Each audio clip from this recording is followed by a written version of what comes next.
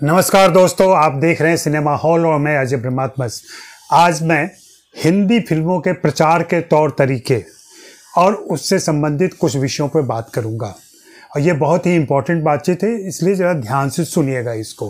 हाँ, आप cinema hall subscribe कर लें जल्दी से जल्दी, और जल्दी से जल्दी हमें 6000 पहुँचना है। साथ ही buy me a coffee link पर जाएं, जिसके डिटेल नीचे दिए गए हैं। वहां से जाकर आप मेरे लिए कॉफ़ी खरीदें और मुझे प्रोत्साहित करें। प्रचार के तौर तरीके, इन दिनों आपने गौर किया होगा कि हिंदी फिल्मों के प्रचार में फिल्म स्टार, फिल्म के डायरेक्टर और कभी कभी फिल्म के निर्माता विभिन्न शहरों में जाते हैं, अपनी टीम के साथ जाते हैं। कभी वहाँ प्रेस कॉन्फ्रेंस करते हैं, कभी वहाँ कोई साइट विजिट करते हैं, कभी वहाँ की कोई इम्पोर्टेंट जगह जाते हैं और ज़्यादातर होटलों में रहते हैं और होटल में रह के ही प्रचार प्रसार करते हैं। ऐसा माना जाता है, एक रिवाज बन गया है। वह रिवाज ये है कि फिल्म रिलीज होने के कुछ समय पहले शहर दर शहर घूमो और लोगों से इंटरेक्ट करो, उनसे बातचीत करो, और ऐसा माना जाता है कि इससे आपकी विजिबिलिटी बढ़ती है। विजिबिलिटी बढ़ती है तो आपके दर्शक बढ़ते होंगे, ऐसी संभावना मात्र है। अभी तक ऐसा कोई अध्ययन नहीं आया है कि विभिन्न शहरों में जाने से या शहरों में अपनी प्रेजेंस दिखाने से आपकी दर्शकता बढ़ जाती हो, या वे सारे लोग जो वहाँ आपको देखने आते हैं क्या वे दर्शक के रूप में तब्दील हो जाते हैं। कोई सही आंकड़ा नहीं है इसका। और साथ ही आपने देखा होगा कि एक और नया चलन है, हालांकि इसको भी 10-20 साल बाद पुरानी हो गई।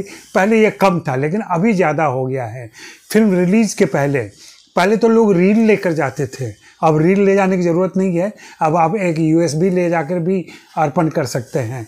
पहले रील ले जाते थे, कभी स्वर्ण मंदिर जा रहे हैं, कभी तिरुपति जा रहे हैं, कभी अजमेर शरीफ जा रहे हैं, कभी बनारस जा रहे हैं, कभी और किसी शहर के किसी और ऐसे ही मज़ार, खानकाह, मंदिर, मस्जिद, गुरुद्वारे, चर्च जा रहे हैं और फिल्मों को अर्पित कर रहे हैं इष्ट देवताओं को।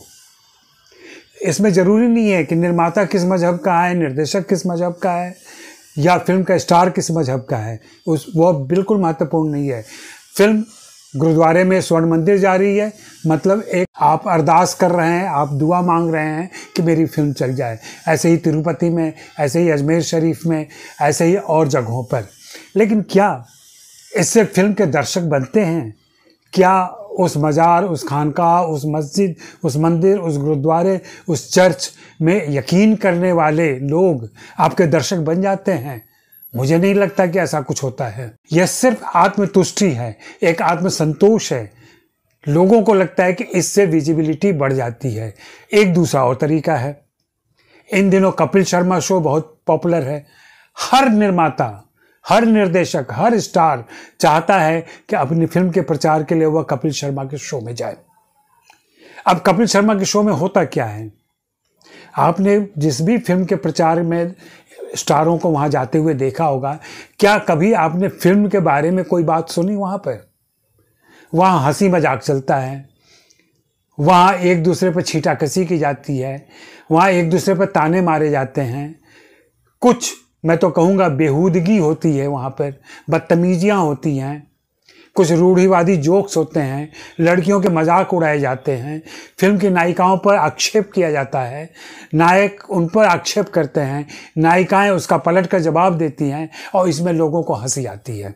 हाँ, मैं मानता हूँ कि कपिल शर्मा बड़े हाजिर जवाब विदूषक है आज के, और समय पर कब क्या बोलना है या बहुत अच्छे तरीके से जानते हैं।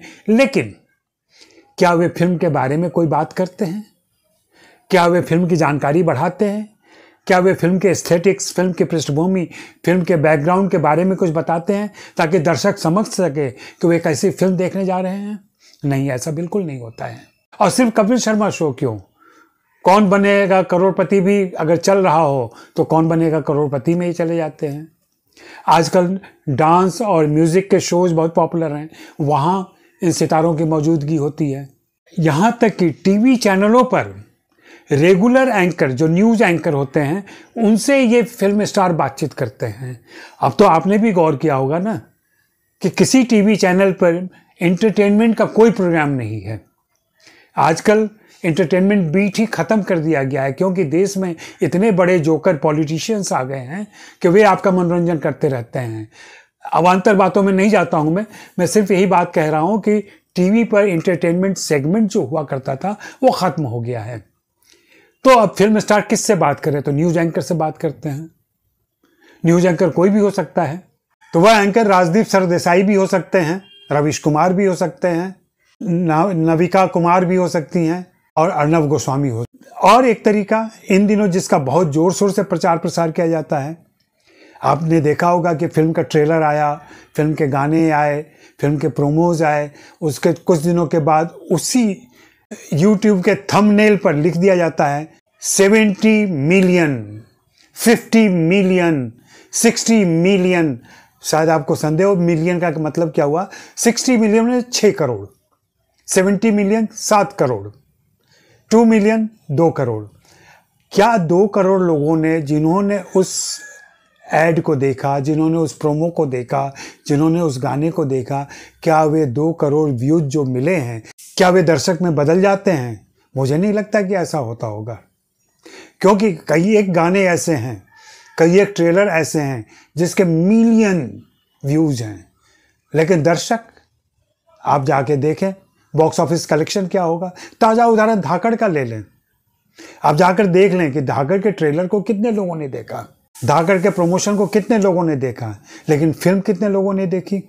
तो ये एक वहम फैलाया जाता है, यह एक प्रचार का तरीका हो गया है आजकल का, कि आपके दिमाग में ये बात डाली जाए कि इसकी विजिबिलिटी इतनी हो गई है और इसकी वजह से यह फिल्म बहुत ही डिमांड में है, फिल्म बहुत ही मांग में है, तो आप भी जाकर देखें। लेकिन दर्शक मतदाता की तरह होशियार होते हैं। मतदाता जिस दिन चुनाव की घोषणा होती है ना, उसके बाद उनके घोषणा पत्र आने के पहले मतदाता तय कर लेते हैं कि इस बार किसको वोट देना है। चाहे कोई भी राजनीतिक हो, चाहे कोई भी पार्टी हो, चाहे जितना प्रचार करे, जनता का मूड जो स्विंग होता है वो स्विंग पहले से तय हो जाता है। हाँ, वोट के दिन, प्रचार के आखिरी दिनों के प्रचार के बाद भी थोड़ी बहुत तब्दीलियां होती हैं, वैसे ही फिल्मों में भी होती हैं, लेकिन दर्शक, मतदाता ये सब पहले से तय कर लेते हैं कि उन्हें क्या देखना है, किसे वोट देना है, यह तय हो चुका होता है। हाँ, फिल्म का प्रचार अगर ढंग से हो, फिल्म के बारे में जानकारियाँ ठीक से दी जाएं, तो मेरा पूरा यकीन है कि आपके दर्शक बढ़ेंगे। आप देख लें किसी भी फिल्म स्टार का, किसी भी डायरेक्टर का या फिल्म से जुड़े और किसी हस्ती का, क्या ऐसा इंटरव्यू आता है इन दिनों जो फिल्म के बारे में बात कर रहा हो? हम लोग जब इंटरव्यू करते थे तब भी ये एक्टर कहते थे कि फिल्म के बारे में हम कुछ नहीं बता सकते अभी। इसके बारे में मुझे यश चोपड़ा की बात बहुत अच्छी लगी। एक बार हमने उनसे पूछा था कि आजकल के डायरेक्टर फिल्म की कहानी क्यों नहीं बताते हैं, फिल्म के बारे में क्यों नहीं बताते हैं। आपको याद होगा, अगर मेरी उम्र के आप हैं या जो भी आपके बीच 50-60 के हो गए होंगे, उन्होंने फिल्म पत्रिकाएं ऐसी देखी होंगी जहाँ पे फिल्मों की पूरी पूरी कहानियाँ छप जाती थी और उन कहानियों को छपने के बाद हम जाके फिल्म में देखते थे, लेकिन तब भी फिल्म के व्यापार पर कोई असर नहीं पड़ता था, बल्कि फिल्म के प्रति जिज्ञासा और बढ़ जाती थी कि देखें ये गाना कैसे आता है, देखें ये सीन कैसे शूट किया गया है।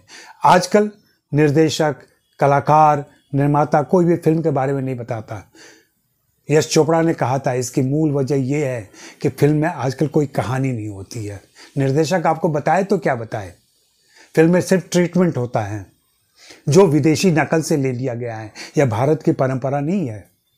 भारत की परंपरा है कि उसमें कहानी होती है, एक कथोपकथन होता है, संवाद होते हैं। आप बताएं पिछले 5 सालों में आपने कौन सी ऐसी फिल्म देखी है जिसके संवाद आपको याद हो या जिसके गीत आपको याद हों। हम फिल्म देखने के साथ सब कुछ वहीं भूल जाते हैं। हम क्रिटिक, हमारी परेशानी होती है कि नए कलाकार होते हैं, नई भूमिकाएं होती हैं, हमें कलाकारों के नाम नहीं याद रहते, मालूम नहीं रहते, हमें उन किरदारों के नाम नहीं मालूम रहते, क्योंकि वे किरदार इतने प्रभावशाली नहीं हैं कि हम पर कोई असर डाल सके। तो उम्मीद करता हूं कि आपने मेरी यह बात गौर से सुनी होगी और अगली बार फिल्म देखने का फैसला करते समय इन चीज़ों पर थोड़ा गौर करें, ध्यान से देखें। और जैसा कि मैंने पिछली बार कहा था, फिल्म के लेखन पर जरूर ध्यान दें। ध्यान दें कि इसका लेखक कौन है, इसके संवाद कैसे हैं, इसकी भाषा कैसी है, क्या इसकी भाषा हिंदी फिल्मों की देसी परंपरा, जिसको जाति परंपरा कहते हैं, तो हिंदी की जातीय परंपरा में वह आती है कि नहीं आती है, क्या वह संवर्धन करती है आपके ज्ञान में, आपकी जानकारी में, आपके भावबोध में, आपके रसास्वादन में। अगर नहीं करती है तो बहुत साधारण फिल्म होगी, और साधारण फिल्म की प्रतिक्रिया भी साधारण होती है, आप जानते हैं। तो आप फिल्म देखें, हर फिल्म देखें, और हर फिल्म के साथ अपने रसास्वादन की प्रक्रिया को और उन्नत करें, विकसित करें, तब तो फिल्म देखने का मज़ा है। नहीं तो कहते हैं ना, बैठे ठाले को और क्या चाहिए, चलती फिरती तस्वीरें। और सिनेमा सिर्फ चलती फिरती तस्वीरें नहीं है, और ना ही सिर्फ इंटरटेनमेंट है, ये इससे आगे है। यह एनलाइटनमेंट है, यह कैथारसिस है, यह भावबोध है, यह रसबोध है। यह सिनेमा से मिले तो सिनेमा अपनी भूमिका अदा करता है। शुक्रिया, मेहरबानी, धन्यवाद। और हाँ, भूलें नहीं, सिनेमा हॉल को सब्सक्राइब कर लें और buy me a coffee link पर जाकर मेरे लिए कॉफ़ी भी खरीदें। देखते रहें सिनेमा हॉल।